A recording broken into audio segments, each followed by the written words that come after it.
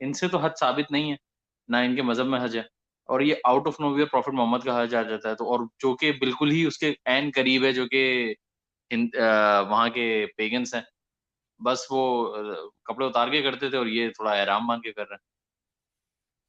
हाँ, क्योंकि एक बात है ना कि किसी भी नबी ने कभी भी कोई हज नहीं किया, कहीं भी बिल्कुल लिखा ही नहीं है। हम्म, और यहूदी और क्रिश्चियन इतने ही ज्यादा झूठे तो नहीं थे ना कि वो सारा कुछ मिटा ही दें अगर वाकई कुछ था तो।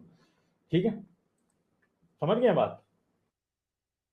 क्रिश्चियनिटी में हज जैसी कोई चीज ही नहीं है, यहूदियत में कोई हज नहीं, जैसी कोई चीज नहीं है। जुडाइज्म में भी कोई नहीं है। अगर अब वो जाते थे साल में एक बार हम्म, अपनी, और वो वहां पे जाके कुर्बानी वगैरह भी करते थे, बट दैट वाज नॉट हज।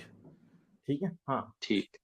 अगर हम इस चलिए। पर्सपेक्टिव से दोबारा देखें तो कॉन्ट्रडिक्शन दोबारा इस्लाम पे आके पड़ती है कि अगर काबा बनाया गया तो ये सब के सब ने, इनमें से किसी नबी ने काबा हाँ विजिट नहीं करा, और जबकि इतनी हाँ। मोहतरम जगह बताई